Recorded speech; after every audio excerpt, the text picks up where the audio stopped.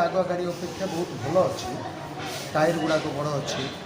ground clearance main main जो problem थी आगर गाड़ी गुड़ाक ग्राउंड क्लीयरेंस बहुत कम थी